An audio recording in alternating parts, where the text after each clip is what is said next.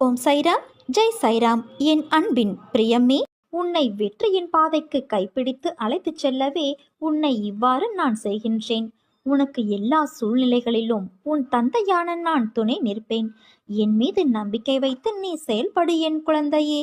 உனக்கு சொந்தமானதை பெறுவதற்கு நான் உனக்கு உதவி செய்வேன்.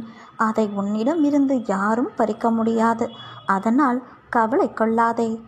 எல்லாவற்றிற்கும் ஆசைப்படும் தகுதி உனக்கு உண்டு. ஆனால் நீ ஆசைப்பட்ட அனைத்திற்கும் உன்னை வந்தடையும் தகுதி இல்லை. தகுதியுள்ளவை மட்டுமே உன்னோடு நிலைத்து நிற்கும். அதனால் போனதை எண்ணி வருந்தாதே. உன் கர்ம வினைகள் விலகிவிட்டது. செல்வம் உன் வீடு தேடி வரும். நீ வளமாகவும் நலமாகவும் வாழப்போகிறாய். நீ கண்ணீர் விடும்போதெல்லாம் என்னை நினைவில் கொள் குழந்தையே. நான் உன் பக்கத்தில் உனக்கு துணையாக இருப்பேன். சாயிராம் சாயிராம் என்று உதடுகளால் சொல்லி உள்ளத்தால் என்னை விட்டு தள்ளி நிற்காதே. நான் உன் உள்ளத்தை பிச்சையாக கேட்டு நிற்கிறவன். எதற்காக பிச்சை எடுக்கிறேன்? என் குழந்தை உனக்காக. நீ வெறும் உள்ளத்தை கொடுத்தால் அதை மிகவும் உயர்ந்ததாக, பொக்கிசம் நிறைந்ததாக நான் திருப்பி தருவேன். திறந்த புத்தகமாக சிலருடைய வாழ்க்கை இருந்தாலும் அதிலும் மௌனமாக வாசிக்க வேண்டிய பக்கங்கள் உண்டு. உங்கள் மனதை போட்டு குழப்பும் பிரச்சனைகள் விரைவில் சரியாகிவிடும் என்று மட்டும் ஆழமாக மனதில் சொல்லிவிட்டு வேலையை பாருங்கள். விரைவில் அதிசயம் நடக்கும். ஏற்பட போகும் அதிசயங்களுக்கு நன்றி என்று மட்டும் ஆழமாக மனதில் சொல்லிக்கொண்டே இருந்தால் போதும். அது எப்படி சரியாகும்? சரியாகும் வழிகளை பற்றியெல்லாம் நீங்கள் ஆராய வேண்டாம். நமக்கு ஒரு சில வழிகள் தான் தெரியும். ஆனால் பிரபஞ்சத்திற்கு 1000 வழிகள் இருக்கும். அது எப்படியும் சரி செய்துவிடும். உங்கள் வார்த்தைகள் மற்றும் எண்ணங்கள் பிரபஞ்சத்திற்கு கட்டளைகளாக அனுப்பப்பட்டு அனைத்தையும் விரைவில் சரி செய்துவிடும். உங்களை சுற்றி எதிராக நடப்பதை பற்றி கவலைப்பட வேண்டாம். உங்களுக்கு எதிராக எத்தனை பேர் செயல்படுகிறார்கள் என்பதையும் பற்றி பொருட்படுத்த வேண்டாம். பயம் மற்றும் குழப்பங்கள் வரும்போது பதட்டமில்லாமல் ஆழ்ந்த அமைதியாக இருக்க கற்றுக்கொள். நான் மிகுந்த நம்பிக்கையாக இருக்கிறேன். விரைவில் அதிசயம் நடக்கும். ஏற்பட போகும் எல்லா அதிசயங்களுக்கும் நன்றி, பிரபஞ்சத்திற்கு நன்றி என்று மட்டும் ஆழமாக மனதில் சொல்லிக்கொண்டே இரு. நிறுத்தாமல் சொல்லிக்கொண்டே இரு. உன் வார்த்தைகள், சந்தோஷமான நம்பிக்கையான உணர்வுகள், எண்ணங்கள் போதும். அனைத்தையும் சரி செய்துவிடும்.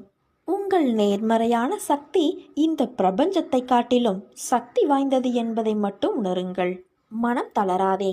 நடக்கவே நடக்காதா அப்பா என நீ கண்ணீர் சிந்துவதை பார்த்து கொண்டேதான் இருக்கிறேன். நான் நினைத்தால் ஒரு நொடியில் அனைத்தையும் மாற்ற இயலும். ஆனால் அது உனக்கு நிரந்தரமான சந்தோஷமாக தருவேன். அதுவரை அமைதி கொள். உறவுகள் உன்னோடு இருக்கும்போது கடவுளின் பார்வை உன் மீது இருக்கிறது என்று மகிழ்ச்சியாக இரு. தன்னந்தனியாக நிற்கும்போது கடவுளே உன்னோடு இருக்கிறார் என்று நம்பிக்கையோடு இரு. உன்னுடனே உன் மனதில் நான் இருக்கிறேன். உன்னிடம் சொன்னபடி உன் வேலையை முடித்து கொடுக்க நான் தயாராகிவிட்டேன். நான் கொடுப்பதை பெற்றுக்கொள்ள நீ தயாராக இரு. மற்றவர்கள் என்ன பேசினாலும் அதை பற்றி உனக்கு கவலை வேண்டாம். பாபா நம்முடைய தலையெழுத்தையே மாற்றிவிடுவார். உலகத்தில் நீங்கள் காண்பது, கேட்பது, ஆவல் கொள்வது அனைத்தும் மாயையாகும். சத்குருவான சாயி ஒரு இறை அவதார புருஷர். அவரிடம் விசுவாசம் செலுத்தினால் நம்முடைய தலையெழுத்தையே மாற்றிவிடுவார் என்பது உண்மை.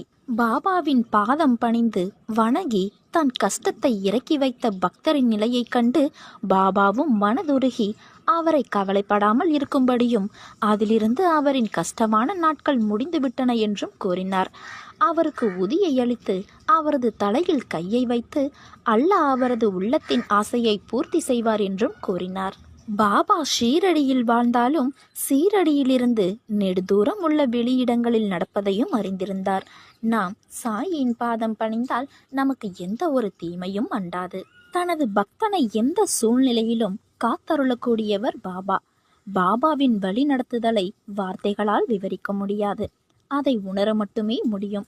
பாபாவிடம் நம்மை முழுமையாக அர்ப்பணித்து எந்நிலையிலும் பாபா நாமம் ஜெபித்து நாம் வாழ்ந்தோமானால் நம்மை சூழ்ந்துள்ள அனைத்து பிரச்சனைகளும் நம்மை விட்டு விலகி செல்வதை நாம் அனுபவத்தில் உணர முடியும். உதாரணத்திற்கு பாபாவின் நெருங்கிய பக்தரான ஷாமாவை நச்சு பாம்பு ஒன்று கடித்துவிட்டது.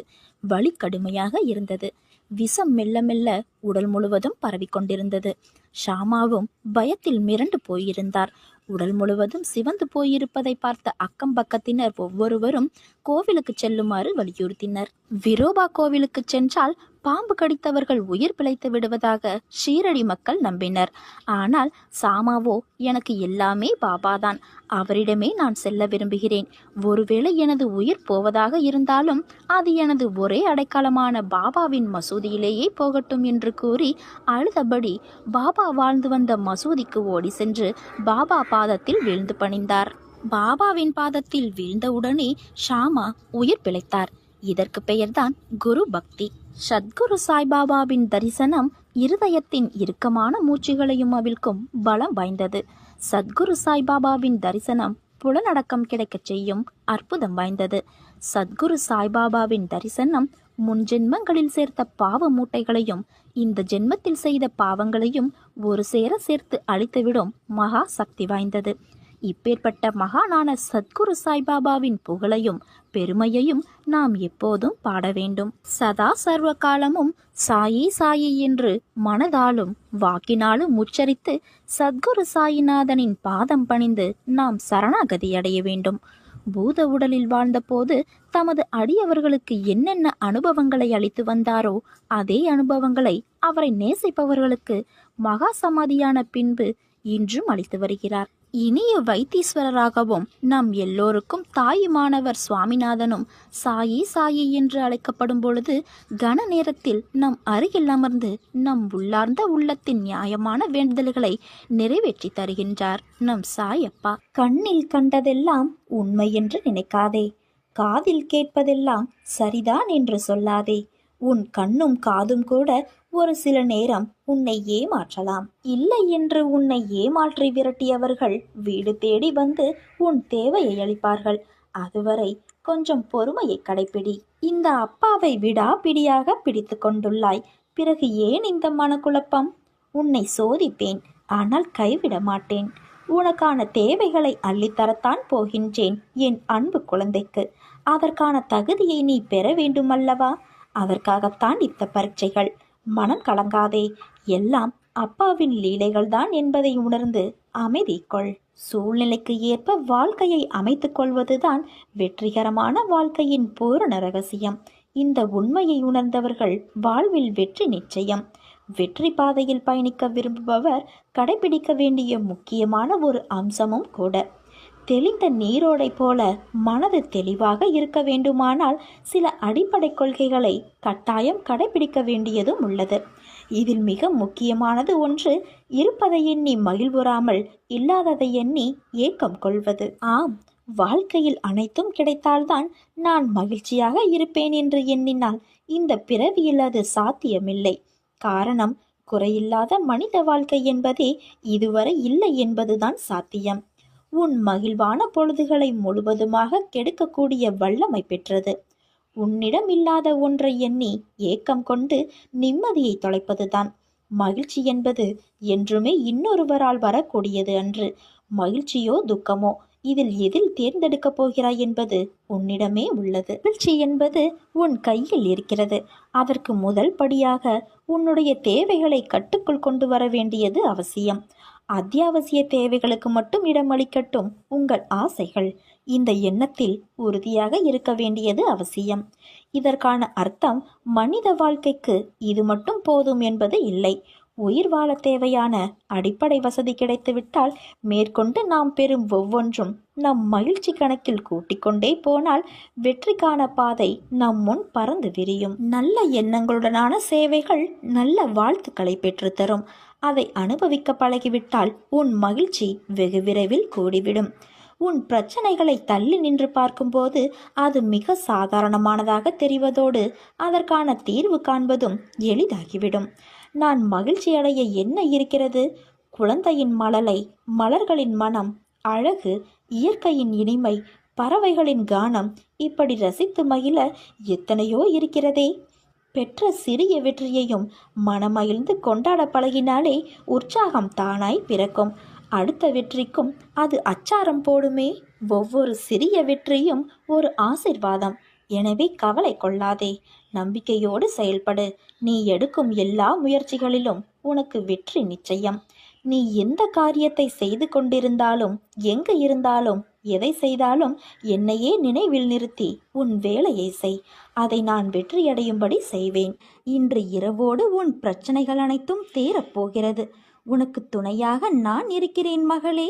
நீ எதை கண்டும் கலங்காதே. என் பிள்ளையே, நீ மகிழ்ச்சி என்னும் கடலில் நீந்தப் போகிறாய். உன்னை இந்த வாழ்க்கை பயணம் எத்தனை சிதறடித்தாலும் நான் அதை ஒன்றுபடுத்தி இலக்கை அடைய செய்வேன். அதை நீ புரிந்து கொண்டாயா? இனி நீ மகிழ்ச்சியாக இருப்பாய். உன்னுடைய வேண்டுதல்கள் என்னை வந்தடைந்தன. நீ வேண்டியபடி உன் வாழ்க்கைக்கு எவையெல்லாம் நன்மையானவையோ அவையெல்லாம் நடக்கும். நீ வெற்றியின் படிக்கட்டுகளில் ஏற தயாராகிவிட்டாய். உன் மனக்கவலைகள் அகன்று நீ வெல்வது நிச்சயம் உன்னை வந்து சேரும். உன் துணையாக உன் அப்பா நான் இருக்கிறேன். முன் ஜென்ம வினைகளால் விளையும் சுகத்தையும் துக்கத்தையும் அனுபவித்தே தீர வேண்டும். கர்மத்தை அனுசரித்தே புத்தியும் வேலை செய்யும். அதனால் விதியால் நிர்ணயிக்கப்பட்டதையும் பக்தன் சுலபமாக தவிர்த்து விடலாம். முன் ஜென்ம கர்மத்தின் விளைவுகளிலிருந்து பகீரத பிரயத்தனம் செய்தாலும் விடுபட முடியாது. அவசியம் நடந்தே தீர வேண்டிய நிகழ்ச்சிகளிலிருந்து தப்புவதற்கு வழியேதும் இல்லை. துக்கங்கள் எவ்வாறு வேண்டாதப்பட்டவையோ அவ்வாறே சுகங்களும் எதிர்பார்க்கப்படாதவை. முன்ஜென்ம வினைகளால் ஒரு மனிதனுக்கு என்னென்ன நடக்கப் போகிறது என்பது ஞானிகளுக்கு முன்கூட்டியே தெரியும். அகண்டமாக அவருடைய நாமத்தை ஜெபம் செய்வதே நமது விரதமும் தவமும் தானமும் ஆகும். அவ்வப்போது உன் தந்தையான என்னை நோக்கி நீ பிரயாணம் செய்வதே உனது தீர்த்த யாத்திரை. கள்ளம் கபடமற்ற பிரேமையோடும் ஒருமித்த மனத்தோடும் என்னை பூஜை செய்து பார். நான் செய்யும் விவரிக்க முடியாத அற்புதங்களை மனத்துள்ளே நீ அனுபவித்துக் கொள்ளலாம். கரும்பை சக்கையாய் பிழிவது போன்ற ஆயாசம் தரும் விவரங்கள் தற்பொழுது போதும். உனக்கு உடனே வெள்ளம் வேண்டும். முன்னரே குறிப்பறிவிக்கப்பட்ட ரசமான கதையை கேட்க எல்லோரும் மாவலாக இருக்கிறீர்கள். கேட்பவர்களின் இந்த உணர்வை நன்கு அறிந்த நான் சொல்லப்போகும் அற்புதமான கதையை அவர்கள் கவனத்தோடு கேட்கும் வகையிலும் அவர்களுடைய ஆர்வம் மழுங்காத வகையிலும் கதாம்சம் இல்லாத பொதுவான தத்துவ விவரணத்தை இப்பொழுது நிறுத்திக் கொள்கிறேன். உன்னுடைய இன்பமான வாழ்க்கை இந்த நிமிடத்திலிருந்து ஆரம்பமாகிவிட்டது. உன் துன்பங்கள் முடிந்துவிட்டது. இனி எல்லாம் சுகமே. உன் இல்லத்தில் இருள் நீங்கி வெளிச்சம் வந்துவிட்டது என் குழந்தையே. நீ சந்தோஷமாக இரு. நீ மனம் உடைந்து போகாதே. உன் உடைந்த வாழ்வை அழகான வாழ்வியலாக மாற்றவே உன்னை இறுக கரம் பற்றி நான் காத்துள்ளேன். உடைந்த உன் வாழ்வை மிகப்பெரிய காரியங்களுக்காக தயார்படுத்துகிறேன். என் தங்கமே, நான் உன்னை பரிபூரணமாக்க வந்தேன். உன் பலவீனங்களை நீக்கிவிட்டேன். நீ இனி எந்த சூழலையும் தைரியமாக எதிர்த்து போராடலாம். எங்கும் எப்போதும் எவ்விடத்தும் நான் உனக்கு துணையாக இன்றும் என்றும் இருப்பேன். சேர்த்து வைத்த நல்ல குணங்கள் எவையோ அவை மட்டுமே ஜீவனோடு வரும். உயர்ந்த கதியை நல்கும். அதனால் பிரம்மஞானத்தினால் பெறும் பயனை இவ்விதமாகவும் நாம் பெற முடியும். என் சொற்களை நீ மறந்து விடாதே. யாருக்கும் தெரியாமல் நீ அழுதாலும் உனக்கே தெரியாமல் உன் கண்ணீரை துடைக்கும் கைவிரல் போல உன் அப்பா நான் இருப்பேன். நான் இருக்க வீணான பயம் எதற்கு உனக்கு?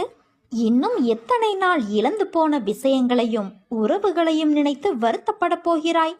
அவர்கள் உன் அன்பை சிறிதும் உணராத மனம் படைத்தவர்கள் என்று நீ அறிவாயல்லவா? அதை உணர்ந்து தெரிந்த பிறகும் அவர்களுக்காக இன்னும் உன் நிமிடங்களை செலவழித்து உன் வாழ்க்கையின் சந்தோஷத்தையும் நிம்மதியையும் இழக்காதே. உன் மனம் ரணத்தால் கொதித்து போயிருக்கிறது. ஆதங்கத்திலும் வழியிலும் நீ இருக்கிறாய். நமக்கென்று ஒரு நாள் வரும், அன்றைக்கு நாம் பேசிக்கலாம் என்று வேதனையில் இருக்கிறாய். நீ பேசி என்ன பயன்? அவர்கள் அப்படித்தான், திருந்தாத மனிதர்கள். அவர்களை கணக்கில் எடுத்து பேசினால் நீதான் நிம்மதி இழப்பாய். அதை ஞாபகம் வைத்துக்கொள். உன்னையும் உன் அன்பையும் கொண்டாடுபவர்கள் இருக்கிறார்கள். அவர்களுக்காக நீ சிரி, அழு, வருத்தப்படு, உதவி செய். ஆனால் உன்னை மதிக்காத இடத்தில் ஒரு நிமிடம் கூட தங்காதே. அமைதியாக அவர்களை விட்டு நகர்ந்து வந்துவிடு. அவர்களை பற்றி நீ யோசிக்காதே குழந்தையே. உன் கோபம் நியாயமானதுதான். ஆனால் அது வேண்டாம். என் குழந்தையே, அது உன்னையும் உன் நிம்மதி, சிரிப்பு, சந்தோஷத்தையும் தொலைத்துவிடும். உனக்கு எந்த விதமான குழம்பும் நிலையும் வேண்டாம்.